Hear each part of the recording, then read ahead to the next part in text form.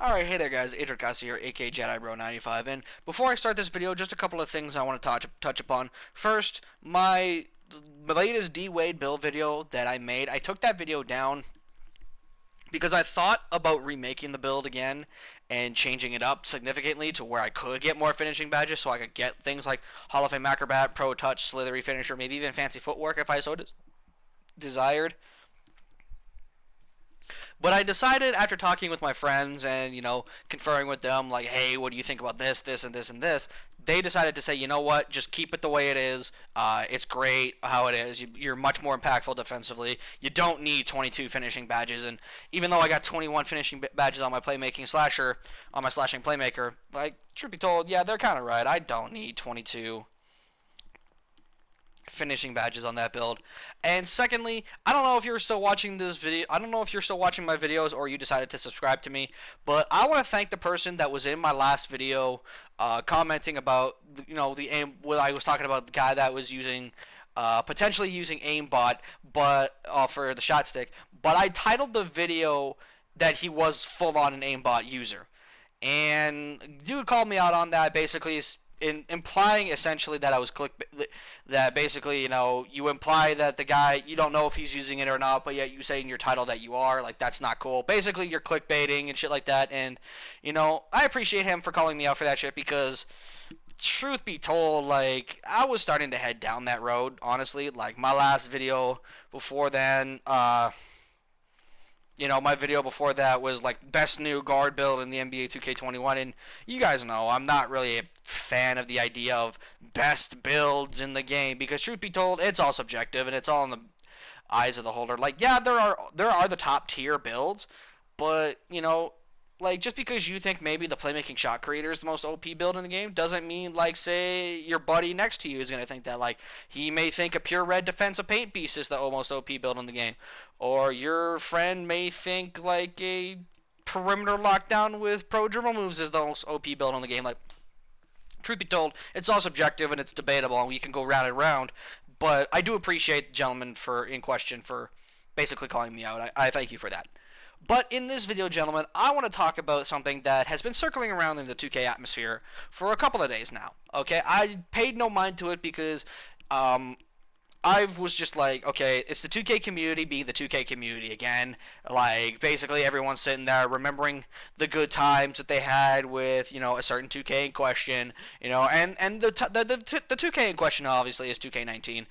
People are talking about now how 2K19 was fun, it was good, it was last great 2K, and personally, I find it interesting that we go in this cycle every single year with these games. Like, it wouldn't surprise me in, say, 2K21 on next gen if it's such a huge flop. I hope it isn't. But if 2K21 on the next gen is such a huge flop, I guarantee you people are going to start talking about how good 2K20 was. And don't get me wrong, I was okay with 2K20. Like, I didn't, like, there were some days that got me heated with the game and it just didn't make me want to play it at all. But there were most days, like, the things I really did like about 2K20, just real quick off the top of my head, the My Player Builder was nice. Interactive endorsements, even though it's something small, to truth be told, I did like the interactive endorsements in 2K21 and 2K20. I thought it was unique and different. 3v3 Pro-Am was cool. I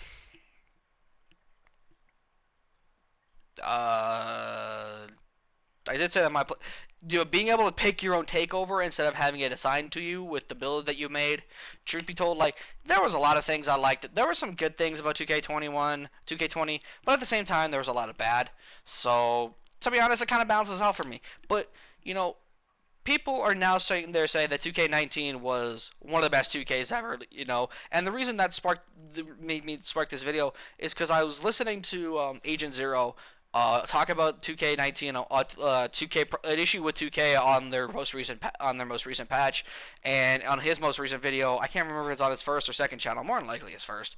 But he's basically talking about, like, he just talking and then, like, saying agent shit, Truth be told, I just don't pay attention to him. But then he sat there and said that 2K19 was one of the greatest 2Ks ever, and that made me go, what the fuck? Because, Yeah, and that is one of the reasons that truly, for me, sparked this video. Other than, Poor Boy Sin on Twitter basically saying, y'all really just forgot how bad 19 was, right? Like, 19, truth be told, 2K19, you could make a very legitimate argument that 2K19 is not even better than this year's game. I know some people will probably sit there and say, stop, this is the worst 2K ever.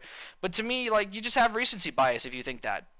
But in 2K19, let me run down the things that were broken, that people just did not like and were complaining about in 2K19 at the time. So, let me remind you of the shit. Road to 99. I know everybody asked for that to be removed.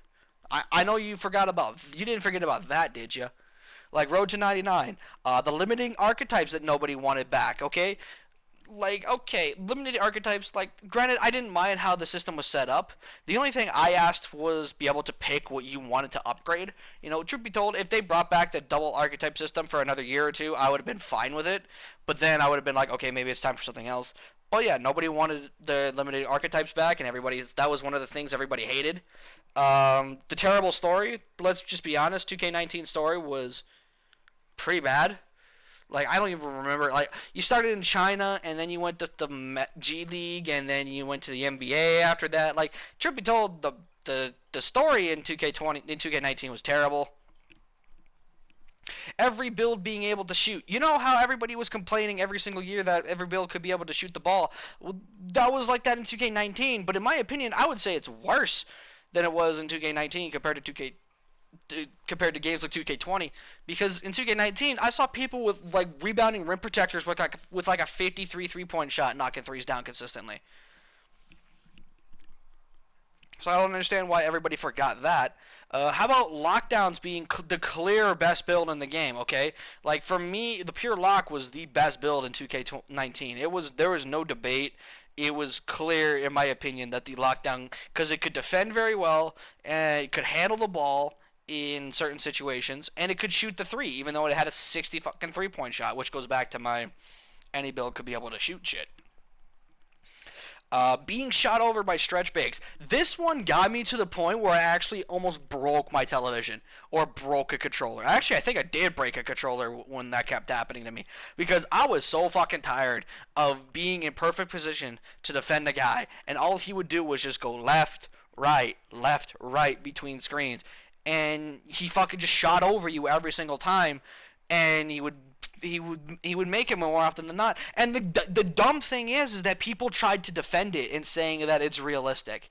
People try to be like, oh, well, if Stephen Curry is guarding Kevin Durant, you don't think Kevin Durant's just not going to shoot over him? Like, get the fuck out of here with that shit. Like, yeah, sure, KD's going to shoot over Stephen Curry, obviously, but he's not going to make it every single fucking time or the majority of the fucking times he shoots the damn ball. Like, because, like, that just doesn't happen. So, like, people just really forgot about that. Shot contest system was ass in 2K19. Like, that was just crazy to me how bad the contest system was.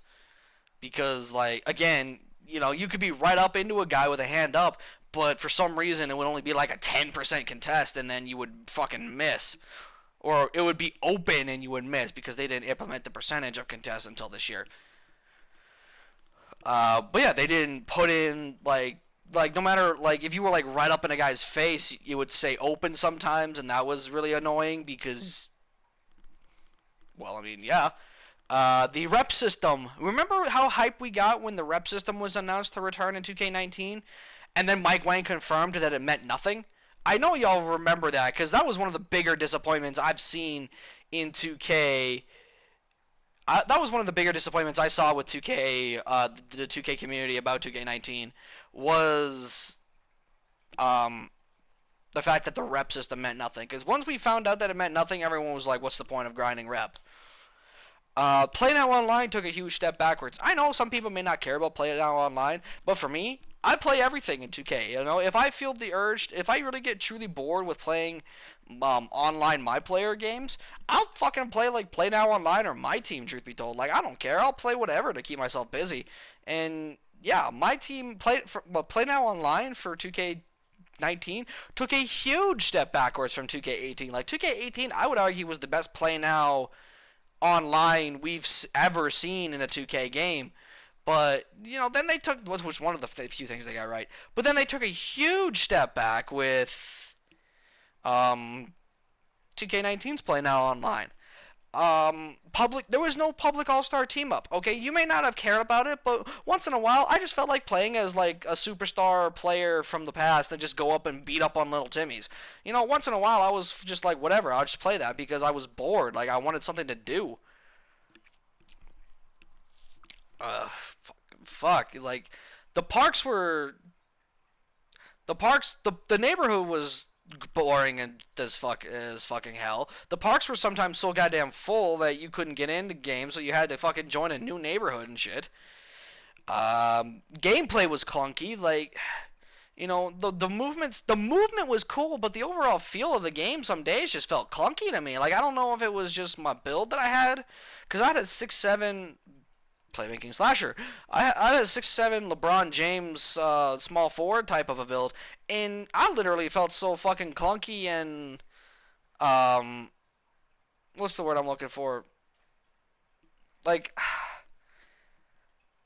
I'm trying to say, like, I felt slow in 2K19. Like, even though I had a great speed with the ball and shit, I still felt slow in 19. Like, I don't know if that was just me, but even then, like, overall, even on other builds, like, the gameplay felt clunky for the most part, except for dribbling.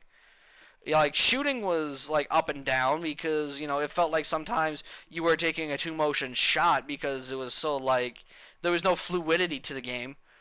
Uh, and the worst of all, and this is what really drives me crazy, is when people sit there and say that this is one of the best 2Ks ever, people really forgot there was pushing in 2K19 for 7 months. Seriously, from the launch day till about mid-March, there was pushing. Like, really? Y'all just forgot about pushing in 2K19, bro. Like, this community, like, it's crazy how people were complaining about something that was so broken, it took no skill at all in 2K19, and now people are saying that that was the last good 2K and it was a really fun game. Like, bruh.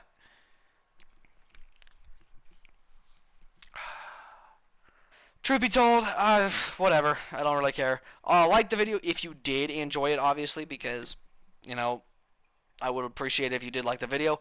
Also, like the video if you do want to continue to get notifications on my videos, because apparently 2K puts, like, the likes for the game for the videos.